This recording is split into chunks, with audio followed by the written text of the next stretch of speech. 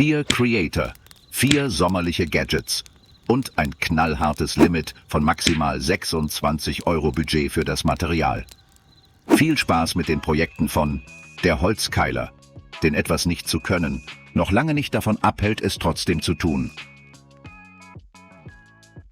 Alex Geis, der Schwabe, der es durchzieht und alles kann, außer Hochdeutsch. Super Sach. Andi probiert's, dem Dream Team aus dem Burgenland mit ganz viel Liebe zu edlem Holz. Und Toolsinnig, dem Universal-Dilettanten, dem der Weg genauso wichtig ist wie das Ziel. Wir haben sie für die Sommer DIY Challenge 2026 losgeschickt, um euch Ideen für coole Sommerbasteleien zu liefern. Los geht's! Hi! Sommer und Grillen gehören einfach zusammen wie Hammer und Nagel. Aber ist dein Grillbesteck auch nie da, wo du es gerade brauchst, oder macht sich selbstständig? Hä? Wie? Was zur... Dem Problem rücke ich heute auf den Leib, und zwar auf die japanische Art. Willkommen bei Toolsinnig. Toyota hat um 1950 herum 5S für seine Fabriken entwickelt, damit nichts irgendwo rumliegt. Wenn das nichts taugt, um mein Grillzeug an einem Ort zu behalten, dann taugt das gar nichts. Meine Idee lautet also Lean Management für fette Steaks. Ab zum Einkaufen. Ich baue mir nämlich heute eine Schattenwand. Für die Challenge stehen mir genau 26 € Materialbudget zur Verfügung. Also schauen wir zuerst danach, wo man als Heimwerker sowieso zuerst schauen sollte. Nächster Halt, Restekiste und gleich ein Volltreffer. Ein ziemlich gerades Leimholzreststück in der ungefähren Größe für 8 €.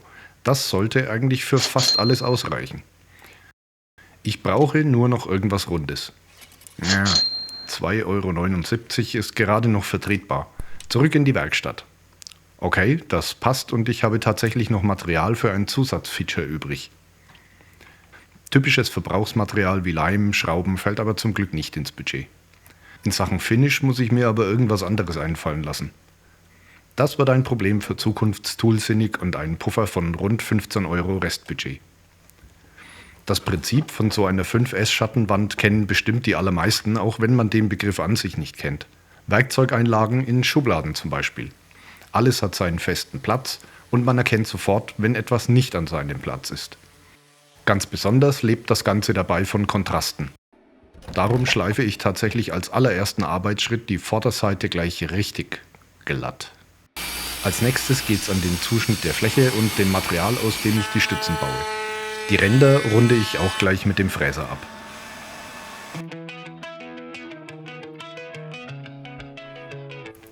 Zum Übertragen der Konturen habe ich mir einen kleinen Helfer gebastelt. Ich nenne die Vorrichtung Dylona.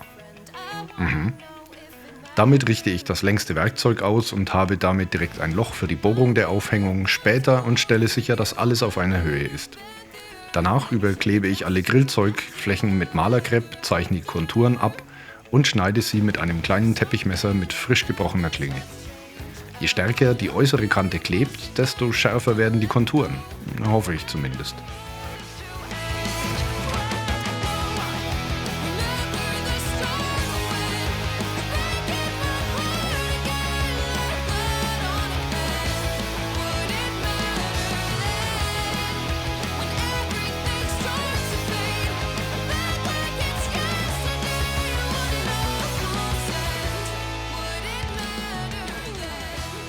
Färben werde ich das Ganze mit Essigbeize.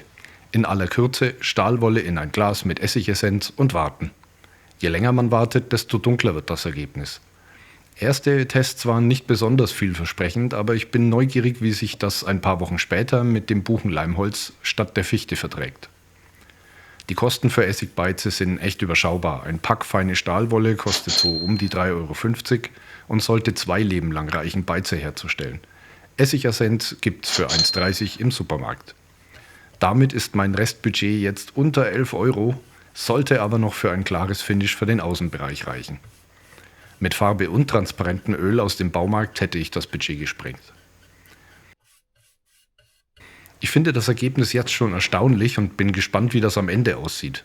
Aber während die Beize tut, was sie soll, sollen aus den Streifen ausklappbare Stützen werden. 4 Streifen habe ich, aus 2 muss was werden, einen lege ich auf Reserve, wenn was daneben geht. Also bleibt einer zum Tüfteln. Wie ich es letztendlich machen will, kam mir, als ich einen Meterstab in der Hand hatte. So setze ich das jetzt mal um, bin aber nicht sicher, ob die Stützen sich am Ende nicht zu leicht wieder einklappen, wenn man auf der Schattenwand hantiert. Das Prinzip gefällt mir aber so gut, dass ich die Stützen nun ohne Kamera fertig baue und ein bisschen überlege, wie ich das stabilisieren kann. Wir werden sehen.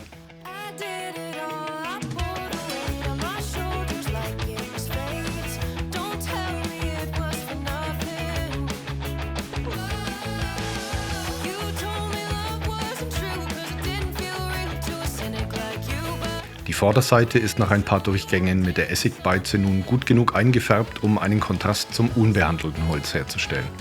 Ich bin mindestens genauso gespannt wie du, ob die Konturen scharf geworden sind.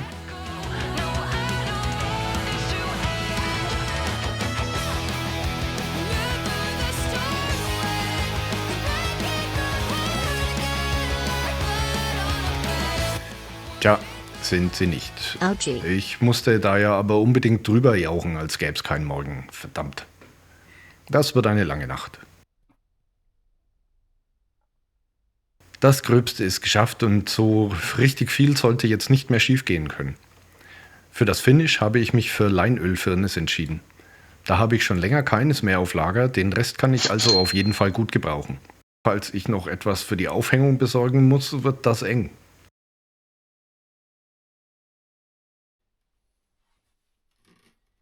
Alles hat immer seine zwei Seiten. Der Nachteil einer Schattenwand kommt dann zutage, wenn sich was ändert. Auf die Idee, dass ich da im Nachhinein noch etwas hinzufügen oder auch eine Form ändern kann, wäre ich vielleicht nicht gekommen. Auf jeden Fall nicht so schnell.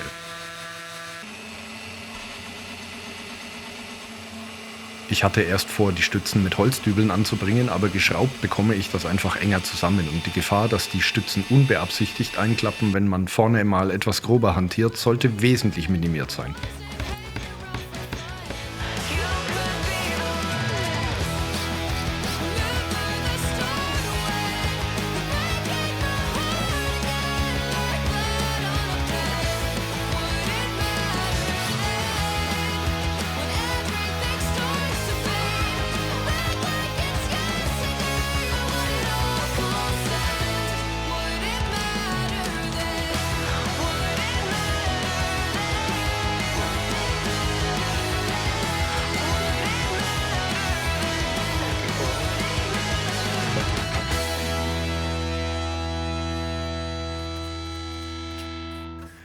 Das ganze 5S-Prinzip ist schon logisch.